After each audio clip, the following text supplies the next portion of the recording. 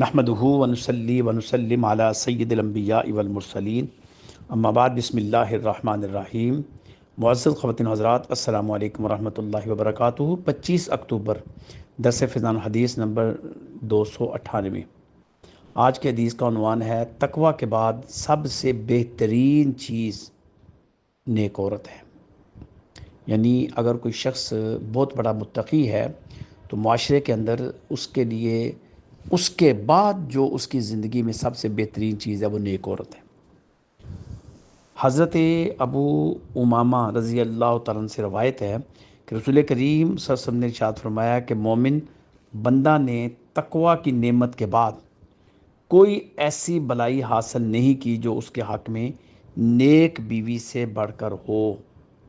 آپ صلی اللہ علیہ وسلم نے نیک بیوی کی تعریف کرتے ہوئے فرمایا اگر شوہر اس کو حکم دے جو خلاف شرع نہ ہو تو اس کا کہا مانے، اور شوہر اس کی طرف دیکھے تو شوہر کو خوش کرے، اور اگر شوہر کسی کام کے بارے میں قسم کھا بیٹھے کہ ضرور تم ایسا کرو گی اور وہ کام شرعاً جائز ہو تو اس کی قسم سچی کر دے، اور اگر وہ کہیں چلا جائے تو یہ اس کے پیچھے گھر میں رہ جائے تو اپنی جان اور اس کے مال کے بارے میں اس کی خیر خواہی کرے، اس کی حفاظت کرے۔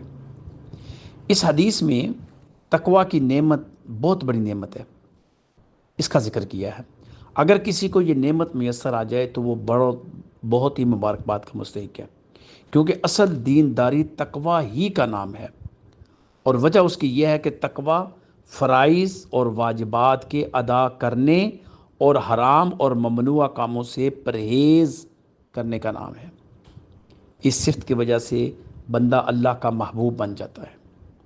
تقوی کے علاوہ اور بھی بے شمار نعمتیں ہیں جن کا درجہ گو تقوی کی نعمت سے کم ہے، مگر انسان کی زندگی کے لیے وہ بھی بہت ضروری ہے اور انمول ہے۔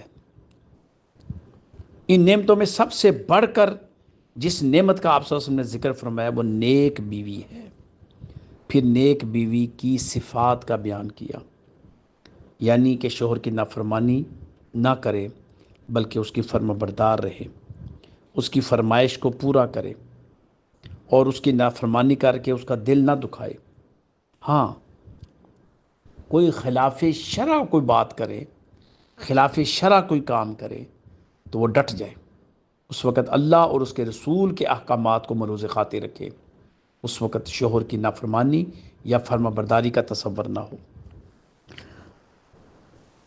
نیک بیوی حقیقت میں سکون اور راحت کا نام ہے، تسکین قلب کا نام ہے۔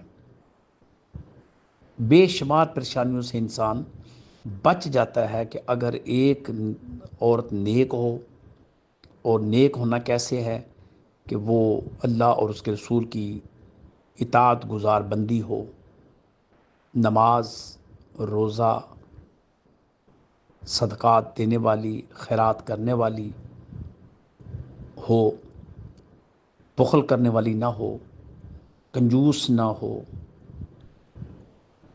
الزام تراشی کرنے والی نہ ہو، گالی گلوچ کرنے والی نہ ہو، چیخ و چلا کر بولنے والی نہ ہو، بد دعائیں دینے والی نہ ہو، بد کلامی کرنے والی نہ ہو، بلکہ وہ ہر وقت اپنے خاوند کی اطاعت شار، خدمت گار، اور کوشش اس کی یہی ہو کہ وہ اپنے خاوند کی تابع دار رہے گی، ہر حال میں خاوند کی کیئر کرے گی، خاوند کا خیال رکھے گی۔ یہی اس کی نیک نامی ہے، اور یہ نیک نامی اس کی زندگی کو سکون عطا فرمائے گی۔ اسی لیے کہا گیا کہ تم مجھے ایک بہترین عورت دے دو، میں تمہیں بہترین قوم دیتا ہوں۔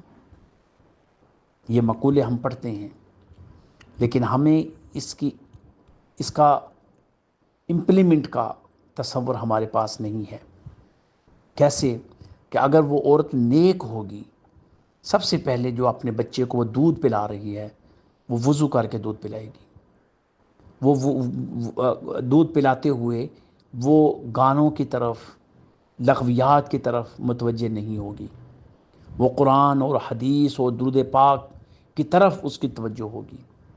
بچے کے پہلے ہی ذہن میں جو تختی، صاف ستھری تختی ہے، اس کے اوپر جو لفظ منقش ہوں گے وہ اللہ اور اس کے رسول کے بارے میں لفظ منقش ہوں گے، وہ خیر کی باتیں منقش ہوں گی، وہ کمی بیشی جو انسان کی کوتاہی سے ہو جاتی ہے وہ اس سے بھی احتراز کرے گی۔ پھر بچے کی تعلیم کی طرف اس کی توجہ ہوگی، پھر اس کی تربیت سچائی پر کرے گی۔ یہ نیک نامی ہے۔ اور یہ بھی نیک نامی ہے کہ خامن جب گھر آئے گا تو وہ اس کی پاکیزگی کا ذریعہ بنے گی، طہارت کا ذریعہ بنے گی۔ یہ چیزیں ہیں اس کی۔ اللہ تعالیٰ سے یہ دعا ہے کہ اللہ پاک ہر ایک کے نصیب میں نیک عورت کرے، مخلص عورت کرے، جو کہ اس کے ساتھ ایسے چلے جیسے ایک معاشرے کو نیک معاشرہ بنانا ہے، صالح معاشرہ بنانا ہے، اس انداز سے وہ اس کو لے کر چلے۔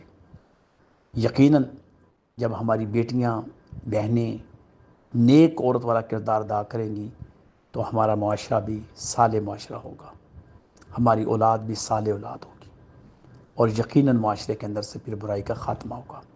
اللہ تعالیٰ سے یہ دعا ہے کہ اللہ پاک سمجھنے کی توفیق عطا فرمائے۔ آمین۔ وآخر دعوانا الحمدللہ رب العالمین۔ السلام علیکم ورحمۃ اللہ وبرکاتہ۔